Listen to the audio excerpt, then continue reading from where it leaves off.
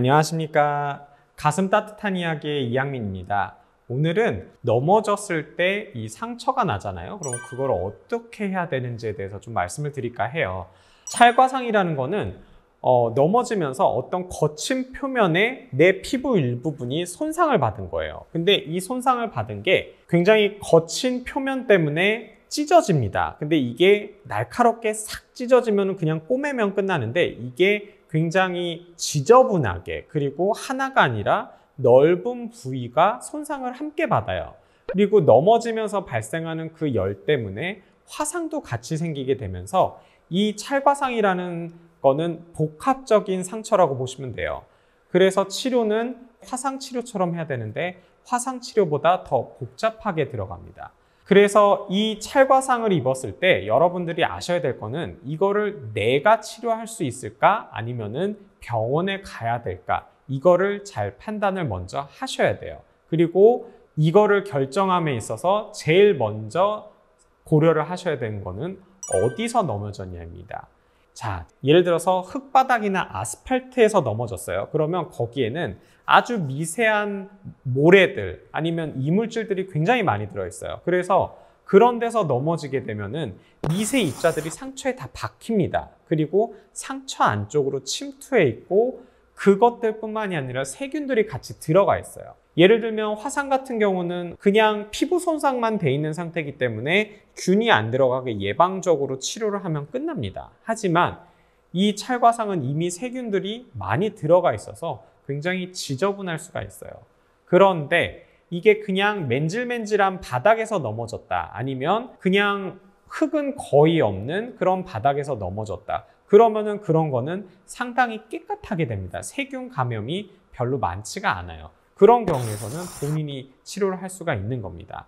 그래서 어디서 넘어졌는지가 중요하고 한번 상처를 보세요. 그래서 흙 같은 게 많이 묻어 있는 것 같다.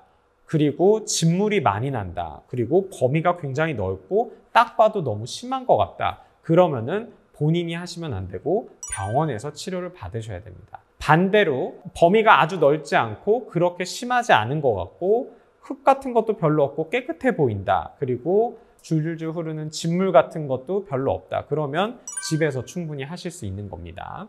자, 그러면 찰과상이 심하지 않아서 집에서 할 수 있다. 그러면 어떻게 해야 되냐? 찰과상의 치료는 세 가지 원칙이 있습니다.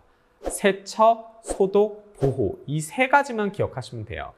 우선적으로 상처를 깨끗하게 씻어줘야 됩니다. 근데 씻어주는 거는 사실 멸균 생리식염수가 제일 좋기는 해요. 멸균 중류수도 괜찮고 하지만 이런 거는 병원이 아니면 별로 없죠. 그래서 그냥 수돗물로 닦으셔도 돼요. 하지만 수돗물로 대충 닦는 게 아니라 물을 굉장히 세게 틀어 놓으셔야 됩니다. 그리고 거기다가 한 몇 분 동안 이렇게 씻어내는 거예요. 그래야지 그 안에 있는 혹시 흙이나 아니면 세균들 이런 것들이 그 물살을 타고 씻겨 내려가는 겁니다. 굉장히 쓰라리실 거예요. 하지만 이게 제일 중요한 과정이에요.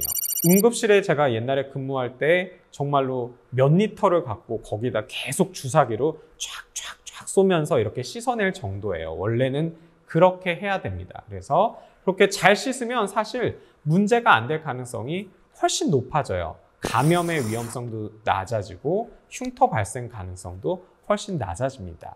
그리고 그렇게 잘 씻은 다음에는 일단 말려주셔야 돼요. 뭐 그냥 놔두셔도 되고 깨끗한 수건으로 톡톡톡 닦아서 말려주신 다음에 소독을 해야 되는데 소독을 하는 제품에 대해서는 뭐 크게 관여는 안 하셔도 돼요. 집에 있는 거 아무거나 하셔도 됩니다. 하지만 알아두셔야 될 거는 알코올로 하게 되면 되게 아픕니다. 정말 아프실 거예요. 그래서 가급적이면 알코올은 피하시는 게 좋고요. 만약에 알코올밖에 없다 그러면 상처에 직접 닿지는 않고 상처 주변부만 이렇게 소독을 좀 해주세요. 빨간 약 있죠. 포비돈, 베타딘이라고 얘기를 하는 게 있는데 그것도 마찬가지로 상처에는 직접적으로 안 하셔도 되고 그 근처에만 이렇게 발라주시면 됩니다. 그리고 다른 뭐 연고 같은 거를 바르시는 것도 괜찮아요. 특히 항생제 연고, 뭐 후시딘이라든지 닥트로반이라든지 이런 항생제 연고를 바르셔도 됩니다. 그렇게 소독을 끝냈어요. 그런 다음에는 다른 추가적인 세균이 들어가지 않게 여기를 잘 붙여줘야 됩니다. 듀오덤이라든지 메디폼이라든지 이런 수분 드레싱 그 제품들을 붙이는 겁니다. 진물이 많이 난다. 그런 상처에는 메디폼으로 붙여주는 게 좋습니다. 하지만 어느 정도 메디폼으로 붙이다가 진물 양이 점점 줄어드는 것 같다. 그러면 듀오덤으로 바꿔주시면 돼요. 그리고 사실 삼출물이 많아도 듀오덤을 자주 바꿔줄 자신만 있으시면 뭐가 됐든 상관이 없습니다. 오늘은 혹시 이제 넘어지셔서 찰과상이 생겼을 때 그 관리를 어떻게 해야 되는지에 대해서 말씀을 드렸고 다음 영상에서 더 좋은 내용으로 찾아뵙도록 하겠습니다. 감사합니다.